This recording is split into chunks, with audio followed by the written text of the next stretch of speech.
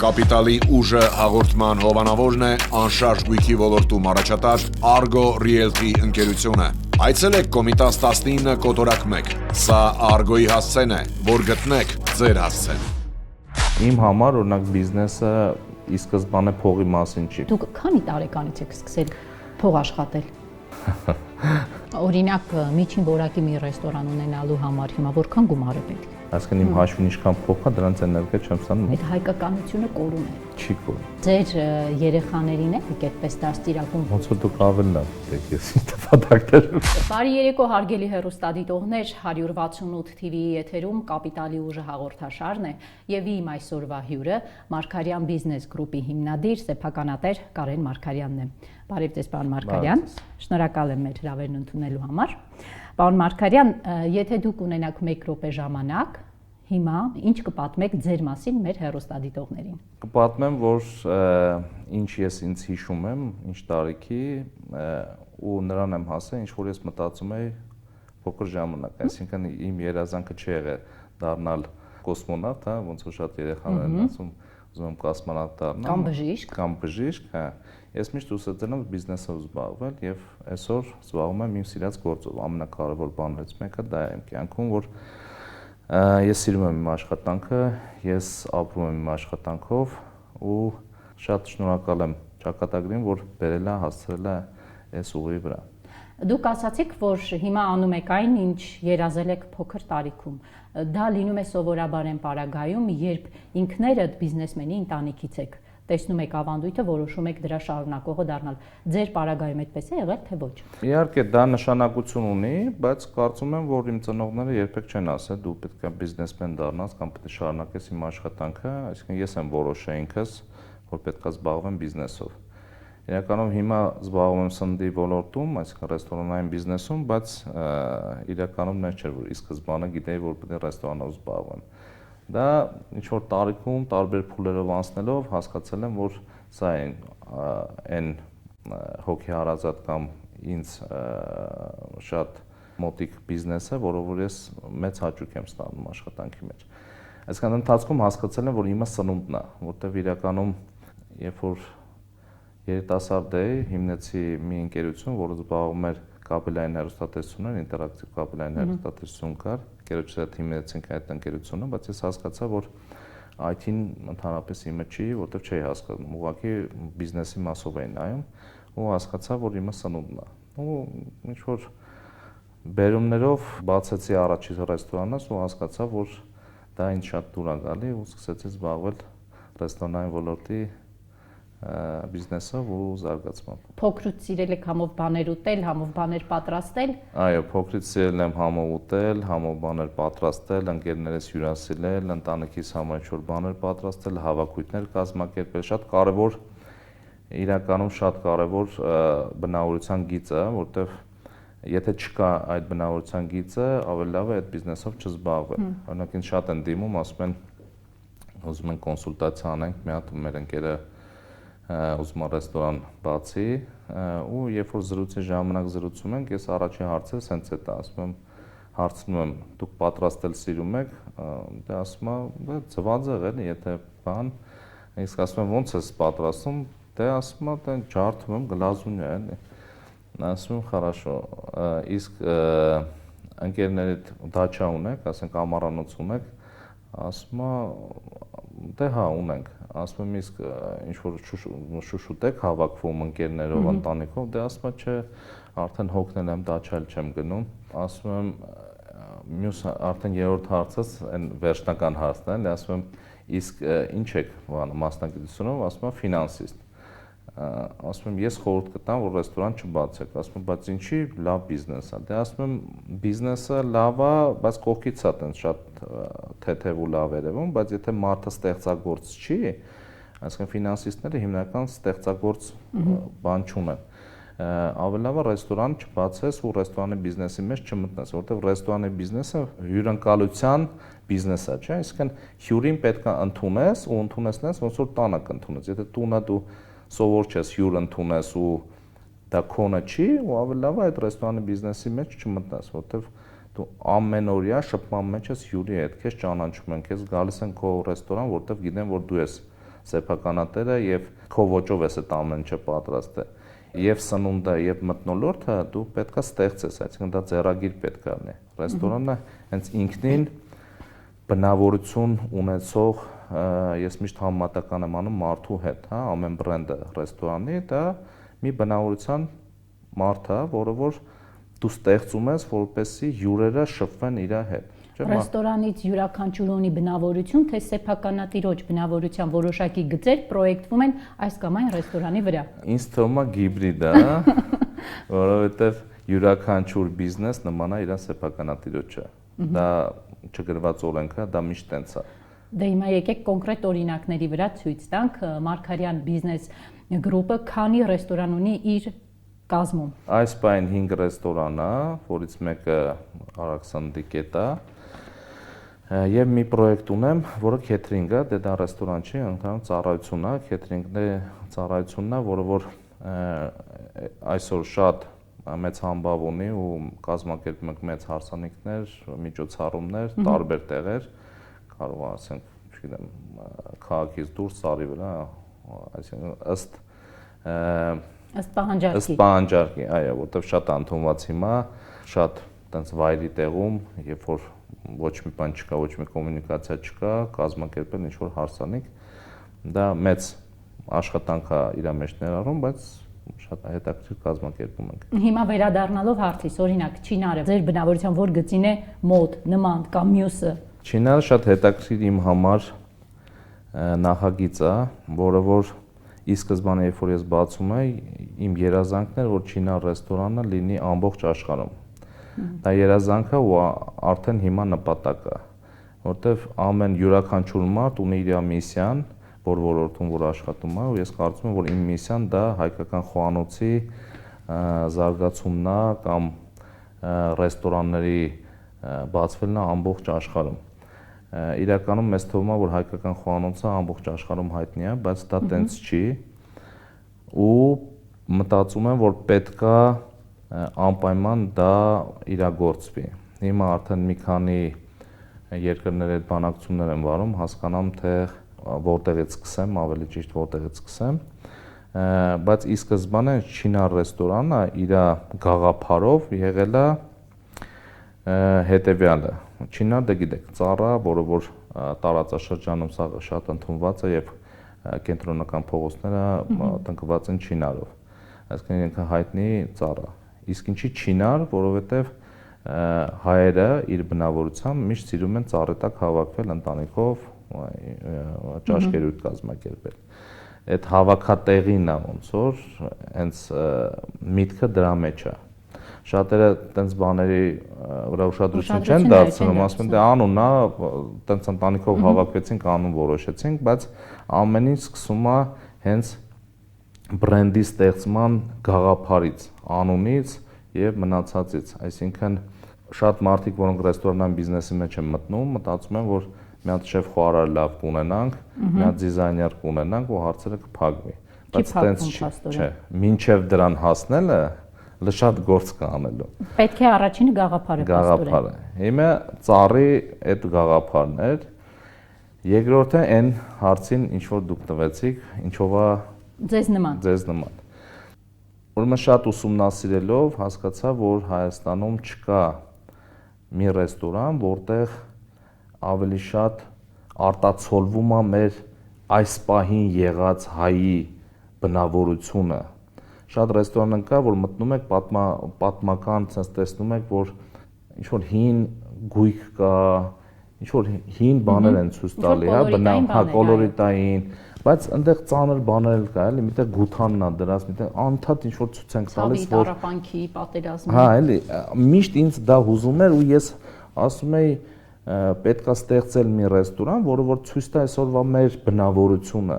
Հիմա մենք ոչ մեկս տարած չենք հագնում, չէ՞, մենք ավելի, չգիտեմ, ավելի հետաքրքիր ենք հագնվում, ավելի ժամանակակից ենք հագնում։ Եթե չինար ռեստորանի ընդհանուր ինտերիերը նայեք, չնայած պետքա փոխեմ արդեն բավականին երկար է ու մի քիչ ավելի հետաքրքիր անենք, բայց հենց իմաստը այն էր, որ ինքը բնավորությամբ պետքա լինի հայ, Բայց ժամանակակից։ Բայց ժամանակակից։ Տանջված տառապած կերպարի Դրա համար չի։ երբ որ Չինան մտնում ես այդ գույները, բան, որովհետև եթե տուրիստին Հայաստանին չի եք պատկերացնում, պետք է ասի, չէ, մրգի գույների, դե այդ երկիրն է, գույների երկիրը։ Իսկ մենք ոչ միտեղ դա ցույց չենք տալի։ Ու ուտելիքը պետք է լիներ մեր ավանդական ուտելիքը, բայց նորից ժամանակակից ոճով, որովհետև ինքը խոհանոցը զարգացման միտում ունի, զարգանալու միտում ունի, պետք է զարգացնել իրեն։ Հիմա ասենք, եթե 200 տարի առաջ, օրինակ, չգիտեմ, ինչ որ մի հատ ուտեստ պատրաստել են ինչ որ մի ձևի, կարծում եմ բրենդը դառնում։ Կարծում եմ դա է, բայց դա հիմքն է։ Բայց այսօր մենք յուղոտ չենք ուտում, չէ՞, որտեվ դա դրա կարիքը չկա։ Այն ժամանակ յուղոտ էին ուտում, որտեվ մարդիկ շատ էին աշխատում, իրանց էներգիա էր պետք։ Այսօր դրա կարիքը չկա։ Տեսեք, պարոն Մարգարյան, կա կարծիք, որ մենք առանձնահատուկ ենք հենց դրանով, որ 200 տարի առաջ ուտում էինք յուղոտ։ Երբ դուք դա վերցնում եք եւ դարձնում եք ժամանակակից, այդ հայկականությունը կորում է։ Չի կորում։ Համոզված եղեք, չի կորում։ Այնտեղ ասես փոքր նյուանսներ կա, որ պետքա պայել եւ ան։ Չինարում շատերը կարծում են, որ ժամանակակիցը դա փոքրն է, փոքր ինչ որ պորցիաներն է, ժամանակակիցը դա ավանդական ուտելիքն են սարքելն է, որ ասես թե չէ, էլի, էսի համով չի, բայց տենց չի։ Եթե երբ որ ճիշտ ես ինգրեդիենտները ընտրում ու ճիշտ ես այդ ամենը պատրաստում, օրինակ մենք այնտեղ տալիս ենք թաթար բորակի ավանդական ձևով, բայց ուղղակի ավելացրել ենք մի քանի, ասենք, միս ենք։ Չէ, այն ժամանակ միս չկար, թաթար բորակին ինչ է։ Կշտացնող, խմոր, յուղ եւ հիմա միս մսով։ Հիմա կա միս, չգիտեմ, կա ղարմայով։ Ինչ որ բաներ, որը որ իրան կատարելագործել ենք այդ ուտեստները, դրա մասին է խոսքը։ Այսինքն ձեր մոդելը հետեւյալն է, օրինակ, տեսնել աշխարհի լավագույն փորձը եւ բերել դա հայաֆիկացնել, թե եղած հայկականը դարձնել ժամանակակից այդպես մատուցել։ Երկրորդն է։ Այո, եղած հայկականը ավելի կատարելագործել։ Հիմա երբ դուք ասում եք Չինարը աշխարհին հայտնի դառնա, այդ մոդելով է հայտնի դառնա։ Դե ես մտածում եմ սենց, պարզ ասեմ։ Հիմա ոնց անենք, որ հայկական խոհանոցը զարգանա ամբողջ աշխարհում։ Եթե մենք հիմա ոնց ներկայանանք, մեզ նենց էլ կընդունեն։ Այսինքն, եթե մենք այսօր ներկայանանք նույն այդ քյաբաբա խորովածային այդ մասով, մենք կրվելու ենք այդտեղ, որտեղ այդտեղ հազարավոր տարիներ արաբները, թուրքերը եւ մնացած ազգերը դրա մեջ ուժեղ են։ Այսինքն մենք այդտեղ չենք կարողանալ մրցել մարդկանց հետ։ Եթե մենք մտնում ենք մի քիչ level-ով բարձր, այսինքն այս մակարդակով ենք մտնում, այդտեղ ճիշտ է, դաշտներ չի որ ազատ է, բայց մենք տենց էլ ընկալվելու ենք։ Մրցակցելու դաշտ եք ունենալու։ Մրցակցելու դաշտից բացի մենք տենց էլ ընկալվելու ենք որպես բարձրակարգ խոհանոց։ Իսկ մենք ոնց մտնենք, նենց էլ մեզ կընդունեն։ Եթե մտնենք, ել եմ ասում, քյաբաբ խորովածի, դա ավելի ցածր կլասի բան է, արագ սնունդի, ոնց որ մարդկանց մոտ ընդունված է դա արագ սնունդ է, քյաբաբը, խորովածը կամ ինչ որ այդ տիպի բաները, հա։ Եթե մենք ավելի բարձր կարգի մտնենք ու ներկայացնենք, որ մեր խոհանոցը բարձրակարգ խոհանոցը, հայկական խոհանոց, մարդիկ տենց էլ կընդունեն։ Այսինքն ես նաև ճիշտ հասկացա, որ ավանդականը, բուն հայկականը բիզնեսի տեսանկյունից հիմա նաև փողաբեր չէ։ Պետք է իրեն փոխել։ Չէ, չեմ կարող, մենք փողի մասին չենք խոսում, կարծում եմ, այս պահին, որտեվ ինչի փողաբեր չի, ամեն ինչին էլ ունի իր, ասում եմ, կլիենտը։ Մենք խոսում ենք ընդհանուր գաղափարի մասին։ Փողը իմ համար, օրինակ, բիզնեսը ի սկզբանե փողի մասին չի։ Փողը միշտ գալիս է այն ժամանակ, երբ որ դու կարողանում ես դնես նպատակ, հավատում ես այդ նպատակիդ, գաղափարին եւ այդ գաղափարը իրագործում ես։ Ես տենց եմ առաջնորդվում, միշտ տենց եմ առաջնորդվել։ Ես ավելի շատ իմ համար առաջնային եղել է գաղափարը, հետո փողը։ Դե պարզ է, հիմա փողը շատ կարևոր է եւ բիզնեսի զարգացման համար եւ ընդհանուր մարդկանց մոտիվացիայի համար շատ կարևոր է, բայց շատ կարևոր է նաեւ գաղափարը, որ իրագործես։ Պարոն Մարգարյան, վերադառնալով ձեր մի մտքին, որ ասում եք ինչ փոքր ժամանակ երազում էիք, հիմա այդ մարդն եք, ձեր երազանքներն ու նպատակները կարող են ինչ-որ առումով փոփոխության ենթարկվել են, բայց բուն իմաստը պահպանվել է, եւ այստեղ հարց է առաջանում, որն է ձեր հաջողելու բանաձևը, ինչպես է ստացվում, որ ուրիշները փոքր ժամանակի ինչ երազում են, դրա լրիվ հակառակն են դառնում, որտեղ կյանքի ճանապարհը զիգզագաձև իրենց տանում է այլտեղ, ձեզ այլտեղ չի տարել։ Այստեղ կարևոր է այն, որ դուք եղել եք կայացած ընտանիքի զավակ, թե ոչ, ընտանիքը այստեղ մեծ դերակատարում ունեցել է, թե ոչ։ Իհարկե, ընտանիքը մեծ դեր ունի, որովհետև դե ինչ տեսնում ես, դա էլ սովորում ես, անկախ ամեն ինչից, բնավորությունը ձևավորում է վաղ հասակում եւ ոնց դաստիարակում են, տենց էլ մեծանում ես։ Իհարկե, բացառություններ լինում են, բայց ես ամբողջ իմ կյանքում տեսել եմ մեր ընտանիքում աշխատասիրություն, աշխատանք, բիզնես,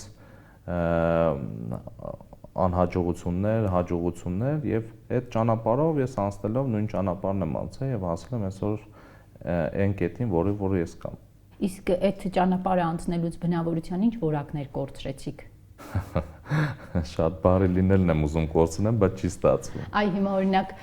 ձեր դպրոցական դասընկերներին երբ տեսնենք, հարցնենք, ըստ ձեզ ինչ կասեն, ձեր որ որակն եք կորցրել։ Որովհետև սովորաբար մարդիկ նաև հարստանալու, հաջողակ գործարար դառնալու ընթացքում կորցնում են որոշակի այո որակներ։ Եկեք խոստովանեք անկեղծ, որն եք կորցրել։ Դե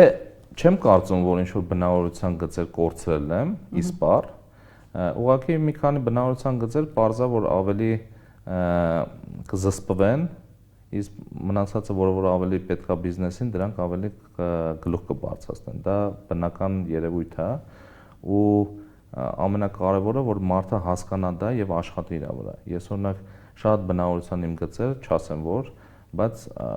աշխատում եմ վրան, որտեվ հասկանում եմ որ դա ի վնաս ինձ է, ի վնաս բիզնեսի է, հա, նույն բարի լինելը շատ մարդկանց նկատմամբ, շատ հոգատար լինելը, շատ մարդիկ կան օգտվում են դրանից։ Եվ երբ որ դու ղեկավարում ես 300-350 հոգի հոգանոց ընկերությունը, դու պետքա նախ ճիշտ հիերարխիա կառուցես եւ էմոցիոնալ չվերաբերվես ամեն ինչին, եւ աշխատողներին եւ աշխատակիցների աշխատանքին, այսինքն մեծ ընկերությունը պետքա լինի սիստեմավորված ոչ էմոցիայի վրա կառուցվելով։ Բայց այդպես անհետաքրքիր չի, երբ նաեւ չկա էմոցիա։ Կան 4 հաշվարկներ ուղղակի։ Իհարկե անհետաքրքիր է, բայց պետք է հասկանաս այդ էմոցիան որտեղից արդեն տեղի տալիս։ Գալով անձնակազմի կառավարման է, հա։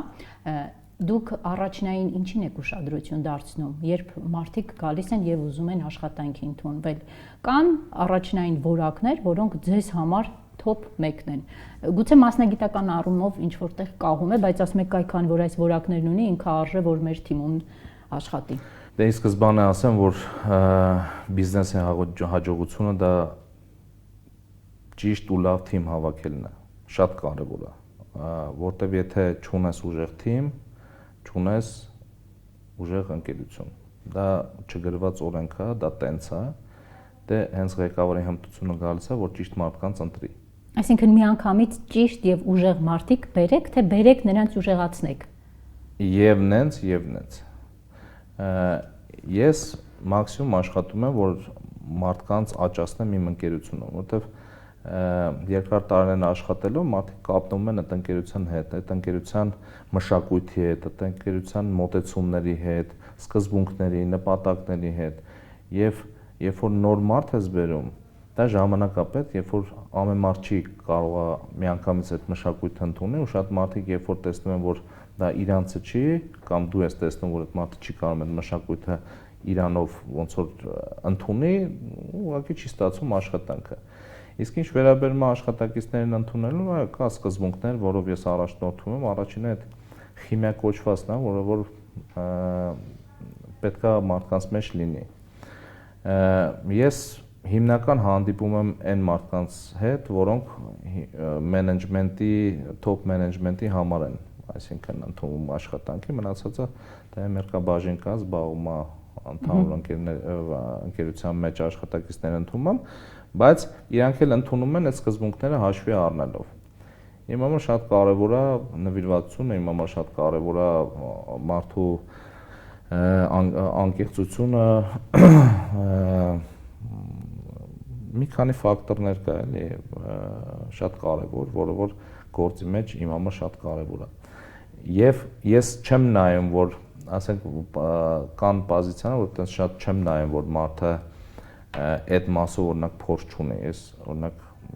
եղել է, որ ընդունել եմ մարդուն, որը որ փորձ չուներ հենց այդ կոնկրետ այդ մասում, բայց ինքը ավելի մեծ փորձ ուներ մենեջմենտի եւ ես զգացի, որ այդ մարդը կարա սովորի շատ արագ եւ ավելի մեծ ռեզուլտատներ տա, քան թե այն մարդիկ, որոնք որ մինչև այդ տեսել էի։ Ռեստորանային բիզնեսում կա մի մեծ խնդիր կադրերի հոսունություն, հա, սովորաբար կադրերը այս կամ այն տեղ են տեղափոխվում։ Հիմա օրինակ ենթադրենք ես աշխատում եմ ձեզ մոտ, սովորում եմ, ձեռք եմ բերում նոր հմտություններ, բայց ինչ որ պահի գալիս եւ ասում եմ, որ ավելի բարձր աշխատավարձով աշխատանքի առաջարկ ունեմ։ Ինչ եք անում, աշխատավարձը բարձրացնում եք, որ մնամ, թե ասում եք ստեսություն։ Ուրեմն այդ վիճակը դե անկառավարելի է, պետքա ուղղակի մինիմալի իջացնես այս ռիսկերը, այսինքն այն ամեն ինչը տաս, որ մարդը դրա մասով չմտածի։ Իսկ եթե մարդը պետքա գնա, ինչ որ աշխատավարձի մասով, կամ չգիտեմ, ուրիշ առաջարկի ավելի գայթակղեջ, ուրեմն թող գնա։ Այսինքն ավելի լավ է դու ստեղծես այդ պայմանները, որ մարդիկ չուզենան գնան, այսինքն մնան մաքսիմում ձեր ընկերությունում։ Էդ է։ Իսկ ինչ վերաբերում է որ մարդիկ իրականում ես լինում է որ մարդիկ գնում են ուրիշ տեղ կամ ոլորտ են փոխում ես հասկանում եմ որ շատ մարդիկ ինձ նույն հարցը տալիս են ասում են բայց այդքան ջանք եք դրել միգուցե փող եք ծախսել որ այդ մարդու կրթության վրա ես հասկանում եմ բայց ոլորտն էլ է չէ զարգանում ես իմ մասին ხო չեմ մտածում մենակ ոչինչ թող զարգանան ու ոլորտն էլ ընդհանուր այդ մակարդակը կբարձրանա։ Միֆ է այն տեսակետը, որ ռեստորանային բիզնեսը Հայաստանում համարվում է ամենաեկամտաբերներից մեկը։ Այո, միֆ է։ Եկանք ձեր փողերը հաշվելուն։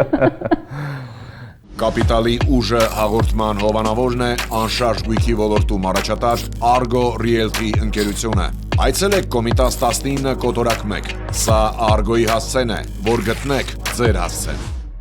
Ռեստորանային բիզնեսը փողի մասին չի։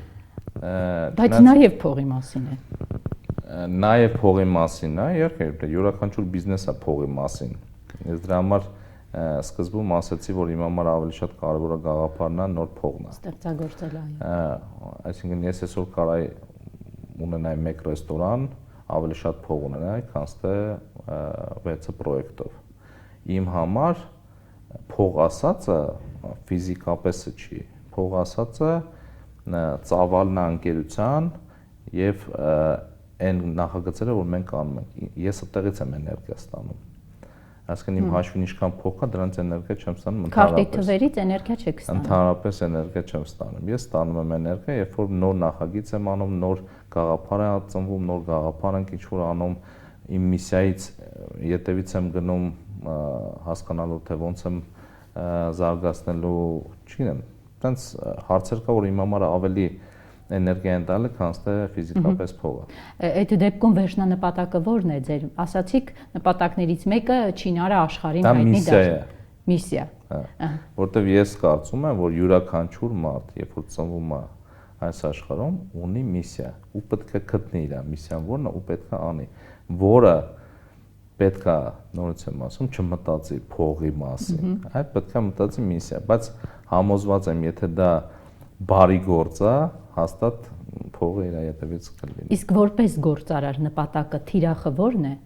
Օրինակ կան չէ գործարարներ, որ թիվ են սահմանում, մի քանի միլիարդանոց ընկերություն ունենալը այ իմ նպատակն է։ Հայտնվել Forbes-ի առաջին էջում դա իմ նպատակն է։ Ձերը ո՞րն է որպես գործարար։ Դուք ավելի լավ գիտեք, ես ինչ նպատակներ Forbes-ի առաջին էջում եք ուզում հայտնվել։ Վաղ ասակում ինչ որ մտածել եմ, հիմա այդ իրագործում եմ, որտեվ երևի թե ենթագիտակցությունը դա ծրագրավորել է, այտենց է։ Մարդը ինչի մասին մտածում է անընդհատ, ենթագիտակցություն դա վերցնում է, ծրագրավորում է եւ այդ ճանապարհով ցկես տանում է։ Իմ միշտ կյանքի երազանքը եղել է մուլտիբրենդովի ընկերություն ունենալն է։ Ես այսօր դա ունեմ։ Այսինքն ունեմ տարբեր բրենդեր, տարբեր բնավորություններ։ Միշտ հարցնում են ո՞նց է կանում, որ տարբեր բնավորության ռեստորաններ է։ Իմ բոլոր ռեստորանները տարբերվում են եւ իրանց հյուրերն են տարբերվում եւ իրանց կատեգորիաներն, այսինքն գնային կատեգորիա եւ իրանց առիթներն են տարբերում, այսինքն որ ռեստորան ինչի համար գնալ։ Ու այն հարցին, որ դուք ասեցիք ինչով է առնչվում ձեր բնավորություն ձեր ռեստորանների հետ, ամեն ռեստորան բացել ինչ որ տարիքում, ամեն տարիքում դու ինչ որ բնավորության ինչ որ կարգավիճակի մեջ ես, ու այդ բնավորությունից ելնելով դու սկսում ես ստեղծագործել, ու ստեղծագործությունից այն ինչ որ ստանում ես։ Մեկ հարց, որը հուզում է շատերին, ինչու է Հայաստանում ռեստորան այցելելը թանկ հաճույք։ Որտեղ թանկ է։ Ես հիմա զգում եմ, որ կյանքը գնում է ավելի ոչ թե կյանքն է գնում, այլ կյանքը ստիպելու է, որ մեր ոլորտը մի քիչ փոխվի։ Ռեստորանները թանկ են, որովհետև իր ներդրումը, եթե բիզնես մոդելով նայենք, հա, այն ռեստորանները, որը մասին մենք իհարկե խոսում ենք, այդ ռեստորանները ի սկզբանե ունեն բիզնես պլան, այսինքն բացի էմոցիոնալ են բանից, ինչ որ ես պատմում էի, գաղափար,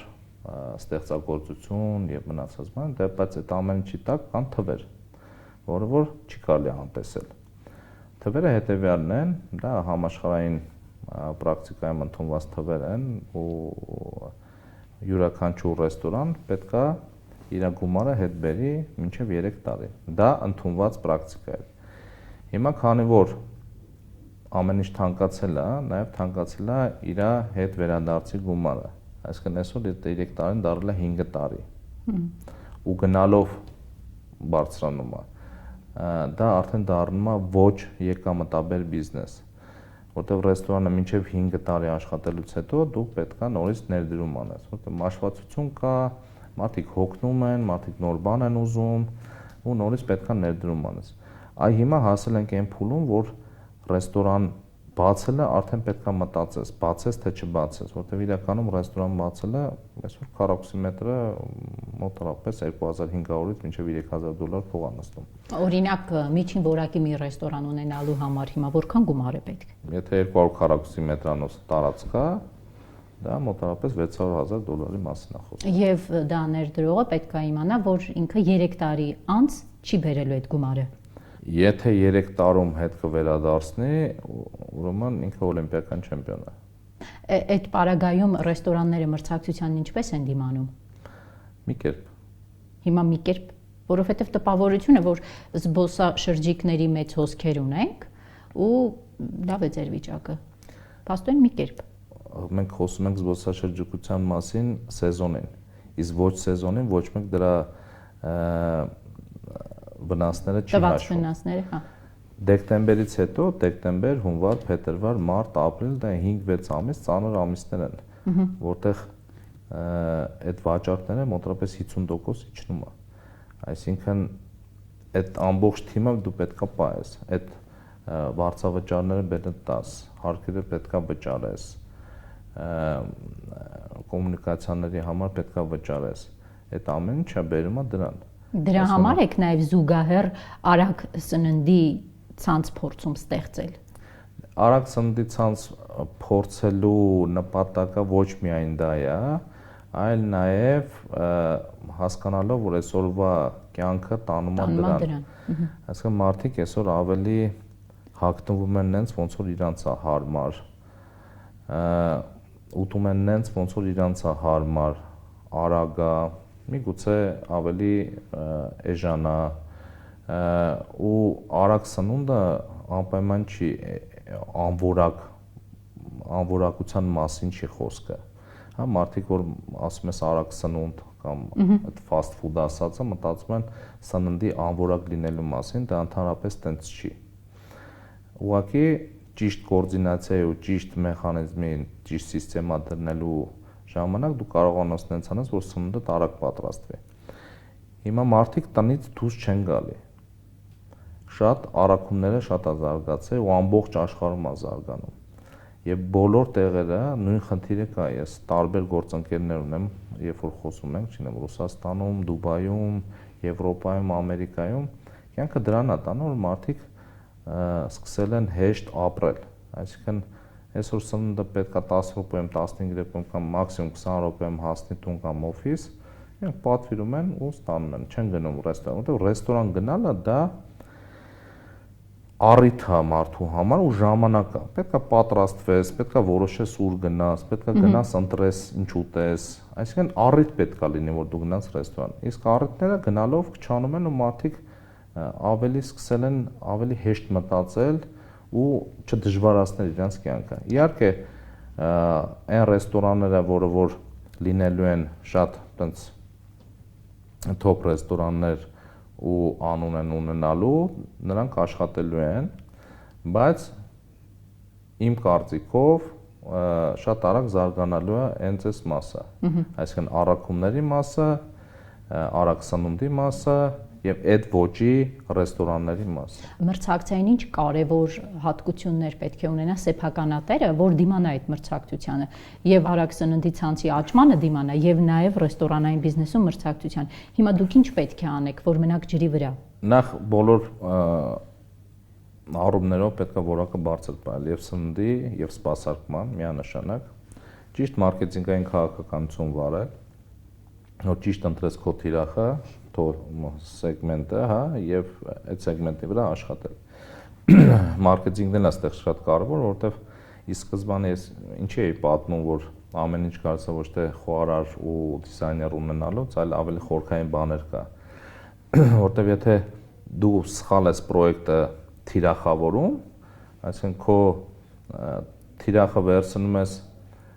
ասենք 25-ից 30 տարեկան մարդկանց վրա, հիմնական, բայց դու դնում ես մի խոհարար ես բերում, որի մենյուն, դրած մենյուն ավելի համընկնում է 40-ից բարձր մարդկանց համար, հա, եւ գնայինը։ Ու դիզայները անում է էլի այդ մարդկանց համար, բայց մարքեթինգը անդադ աշխատում է 25-ից 30 տարեկան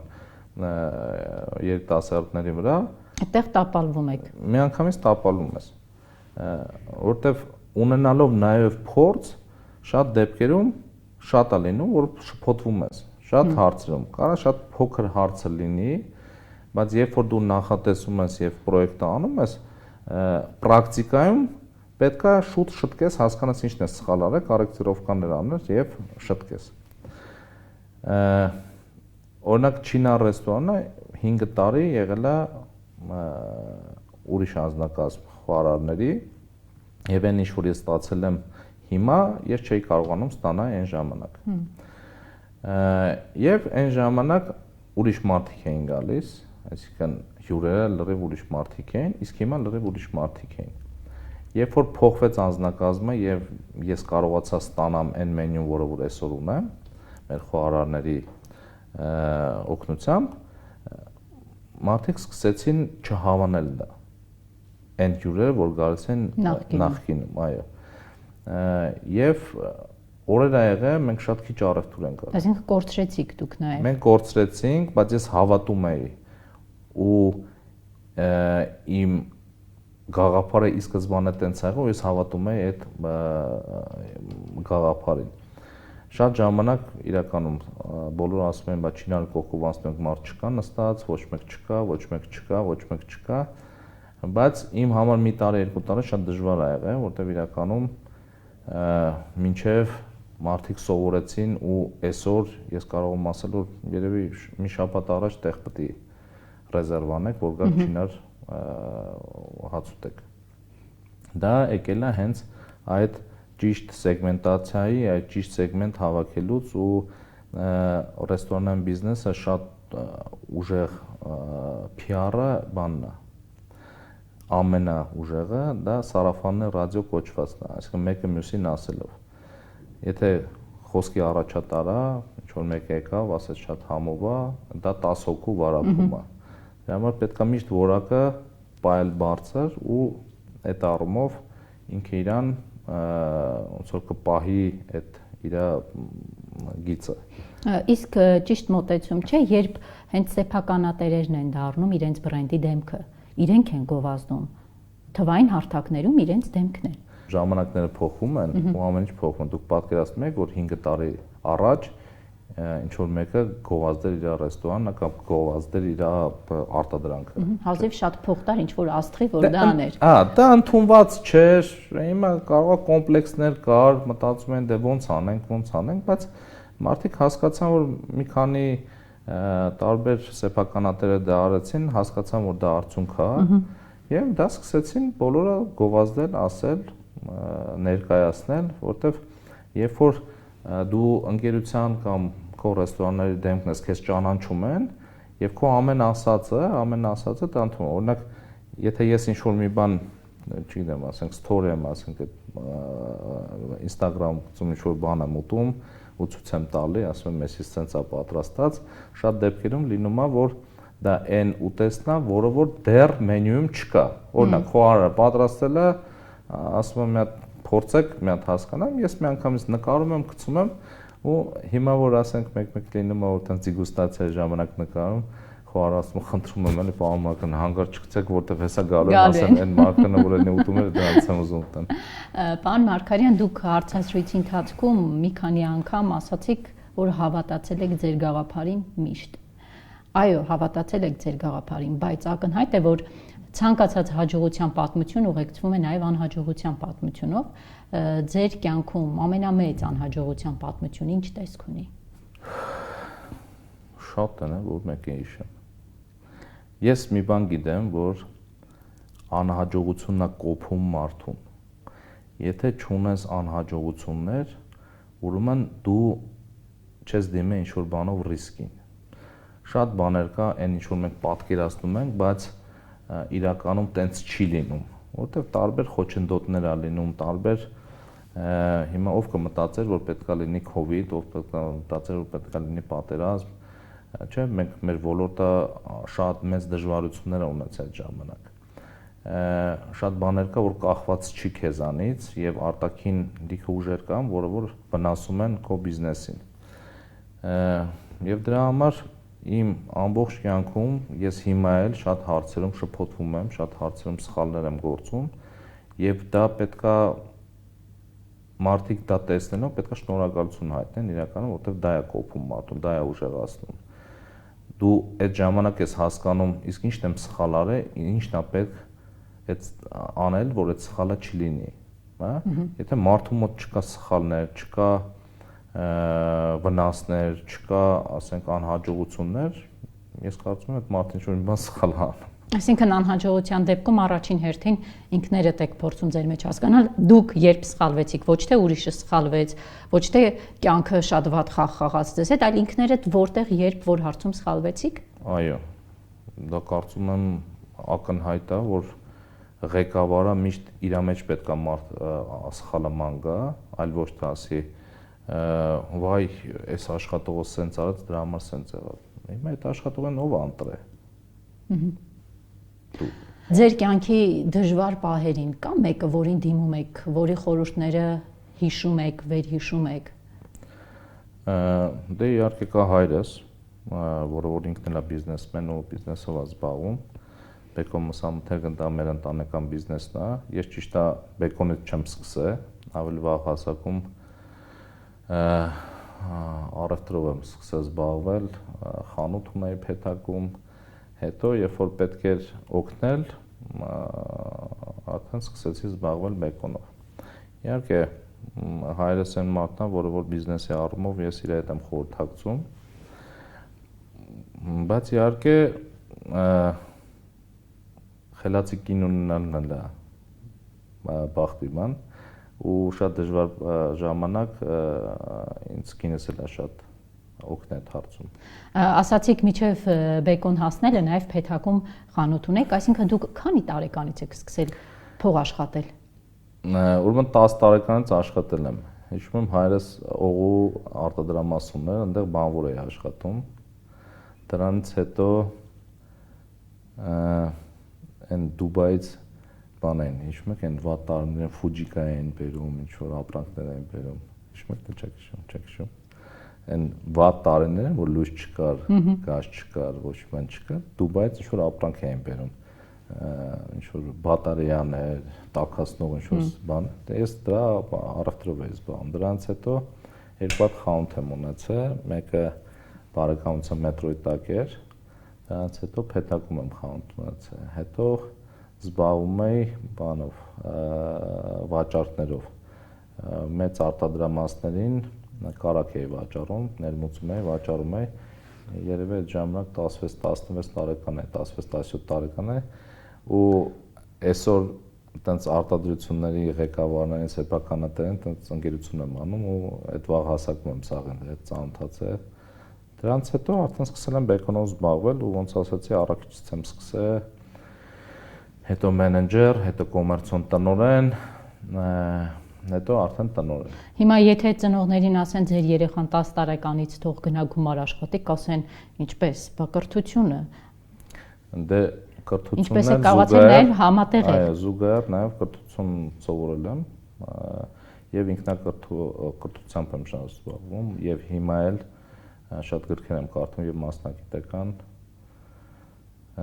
հետաքրքիր այն ինչ որ վերաբերում է մեր ոլորտին։ Ձեր երեխաներին էլ եք այդպես դաստիարակում, որ պետք է փող վաստակել փոքր տարիքից։ Ես իմ երեխաներին փողի մասին երբեք ոչ բան չեմ ասում, իրականում փողը իմ համար առաջնայինը չի։ Իմ համար առաջնայինը շատ ուրիշ ֆակտորներ կա, որը որ պետքա մարդու մեջ լինել։ Հասարակության համար օգտակար մարդ լինելն է։ Իմ համար իմ երեխաների հասարակության համար ապագայում օգտակար լինելը ավելի կարևոր է, քան թե իրանք փողը։ Փող աշխատելը դա անչափելի է։ Հիմա ինչքան եք պատկերացնում փող աշխատելը, ինչքան պետք է աշխատի, որ դա լինի մարդու համար լավ։ Որ այսինքն հայրը հասկանա, որ իր տղեն լավ է փող աշխատում, ինչքանն է դա։ Անչափելի է, չէ՞։ Փողը այնպես բան է, որ ամեն մարդու համար իր չափն ունի, ինչքան է։ Մարդ կա փողը իր համար այնա, որ հաշվում դրած է, մարդ կա բարձի տակ է, մարդ կա իր ծավալն է այդ փողը։ Դրա համար ես չեմ ուզենա էլի փողի հետ համեմատականներ անեմ։ Իմ համար ավելի բարձր արժեքներ կա, քան թե փողը։ Ես իմ երեխաներին ընդհանրապես մի բան եմ ասել, շատ շուտ։ Ասել եմ, ինչ մասնագիտություն ուզում եք ընտրեք։ Ես երբևիցե ոչ ես, ոչ ձեր մաման դրա մասին չենք ասել։ Իմ կինը բժիշկ է, ես բիզնեսմեն։ Ոչ մեկիդ ոչ մի բան չենք պարտադրելու, որ այ իմ մասնագիտությունը, ես մի հատ տղա ունեմ եւ երկու աղջիկ։ Այսինքն ուրիշները լինեն, տղուն պետք է ասեն, բա իմ բիզնեսով պետք է շարունակի, բա ինչ շարունակեմ, ոնց անեմ։ Չէ, ասել եմ, ընդամենը մի հատ պահանջ ունեմ։ Ինչ որ անեք, պետք է անեք լավը։ Պետք է անեք, ինչ մասնագիտություն ընտրեք, պետք է այդ մասնագիտությանը պետք է լինեք ամենալավը։ Եվ հասարակության համար օգտակար եւ օգտակար մասնագիտություն պետք է ընտրեք։ Այն մասնագիտությունը, որով կապրեք։ Տղաս սովորում է ֆրանսիական համալսարանում, աղջիկս արդեն ընդունվում է, փնտրտես, սկզբից մտածում եմ դիզայներ, ճարտարապետ, հետո ասեց չէ, բանը, ամերիկյան համալսարն եմ ընդունում։ Հետո վերջի օրը, այսինքն մի տարի առաջ ու սկսեց պարապել, ասեց չէ, ես որոշել եմ ես ճարտարապետ դառնալ։ Որի համար շատ ուրախ եմ, որովհետև ճարտարապետությունը դա մեր ընտանիքում ճարտարապետներ չկան։ Ու կարծում եմ ճարտարապետի մասնագիտությունը, որ այո, հասարակության համար շատ օգտակար մասնագիտություն է։ Եվ վերջում, պարոն Մարգարյան, մեր հաղորդաշարին հյուր եկող գործարարները, չիմանալով թե հաղորդաշարի հաջորդ հյուրը ով է լինելու, նրան հարց են ուղղում։ Նախորդ անգամվա հյուրը Մհեր Անանյանն էր, Արարատ բանկի վարչության նախագահ գործադիր տնօրենը, եւ տեսեք ձեզ ինչ հարց է ուղղել։ Արդյոք դուք ձեր բիզնեսի կառավարման ընթացքում առաջնորդվում եք ձեր աշխատակիցների, պետության եւ հասարակության առջև ստանձնած պարտավորությունների կատարմամբ։ Ասել է թե դուք ձեր աշխատակիցների բարեկեցությունն ապահովող ինչ միջոցառումներ եք իրականացնում, սոցիալական պատասխանատվության առումով ինչ միջոցառումներ եք իրականացնում եւ պետության առջև ստանձնած պարտավորությունները լիարժեք կատարում եք թե ոչ։ Հետաքրքիր, երրորդ հարցին դե չեմ կարծում մարդ լինի, ասի չէ, չեմ կատարում։ Հարկերը տեղը տեղին վճարում եք։ Դե եթե ես պետության մեջ պետությունում աշխատում ես եւ մտածում ես պետության զարգացման մասին, դա ես կարծում եմ անքննարկելի հարց է, իհարկե պետք է աշխատես եւ հարկեր վճարես, որովհետեւ այդ հարկերից է կախված քո պետության զարգացումը։ ես ինքս իմ երկրի շատ եմ սիրում ու չեմ կարող նման բան թույլ տամ ինձ։ Ինչ վերաբերում է աշխատակիցների սոցիալական բարեկեցության ապահովման համար ինչ եք անում։ Մեծ ընկերություն ունեցող, ես կարծում եմ մեր ընկերությունը փոքր չի, չեմ ասում շատ խոշոր է, բայց կդառնա խոշոր։ Եվ չմտածել դրա մասին չի լինի, որովհետև այն հարցերի շուրջ որ խոսում ենք, ոնց անել, որ մարդիկ մնան ընկերության մեջ, աճեն ընկերության մեջ, պետք է անես տարբեր միջոցառումներ, որպեսզի կարողանաս մարդկանց ավելի հետաքրքրացնես այդ ընկերությունում աշխատելու համար։ Որտեվ շատ մարդկանց աշխատողներին այդքան հետաքրքիր չի իրենց աշխատավարձի չափը, ինչքան գաղափարը եւ ուժը, որը որ զգում են այդ ընկերությունում։ Իսկ ուժը գալիս է ընկերության սեփականատիրիչից, տնօրենից, դրված մշակույթից, դրված նպատակներից, որովհետև շատ մարդիկ կան նպատակի համար են աշխատում այս ընկերությունում։ Այն նպատակները, այն գաղափարները, որ ես եմ ներկայացրել, իրենք ուզում են իմ հետ զուգահեռ այդ նպատակներին հասնել։ Այսինքն մաքսիմալ նես պետք է անես, որ մարդը զգա, որ դա իր նպատակն է, եւ այդ խաղի մեջ ինքն էլ է իր դերակատարությունը կա, որովհետև ես ասացի, որ միշտ ասում եմ, այտենց թիմը sense մի հատ puzzle-ի նման իմ համար նկար է, որը որ ամեն մի թիմի անդամ ինչ որ մի հատ նկարի փուճուր մասը։ Հիմա դա կլինի հավաքարար, կլինի տնօրեն, դա կլինի հաշվապահ, եթե մի հատը հանում ես ու թերի ալնում, ինքը նկարը ամբողջական չի։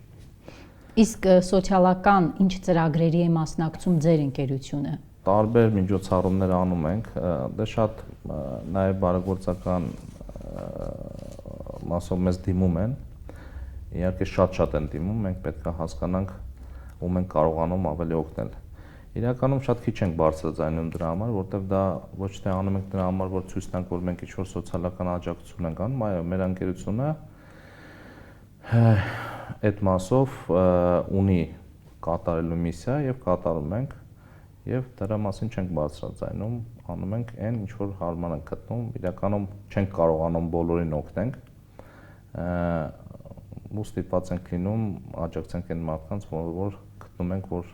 անհրաժեշտ է։ Իսկ հիմա ձեր հարցը մեր հաղորդաշարի հաջորդ հյուրին։ Հարկերը վճարում են թե չէ։ Այդ կհարցնենք։ Ինչքանով են կարևորում թիմի կարևորությունը ընկերության մեջ եւ ինչ են անում, որպեսզի թիմը լինի նպատակալած, մոտիվացված եւ ինչ միջոցառումներ են անում, երևի թե նույն հարցն եմ տալի, բայց ոչ սոցիալական մասով, այլ ներքին, ինչ են անում կառուցվածքային, որպեսզի ընկերության մեջ աշխատակիցները ավելի լինեն մոտիվացված այդ ընկերությունում աշխատելու եւ նպատակներին հասնելու համար։ Շնորհակալ եմ հետաքրքիր զրույցի համար։ Ձեզ եմ շնորհակալ։ Հարգելի հեռուստադիտողներ, հիշեցնեմ Կապիտալի ուժը հաղորդաշարի այսօրվա հյուրը Կարեն Մարգարյանն էր, այսքանը ցտեսություն։ Կապիտալի ուժը հաղորդման հովանավորն է անշարժ գույքի ոլորտում առաջատար Argo Realty ընկերությունը։ Այցելեք Կոմիտաս 19 կոտորակ 1։ Սա Argo-ի հասցեն է, որ գտնեք ձեր հասցեն։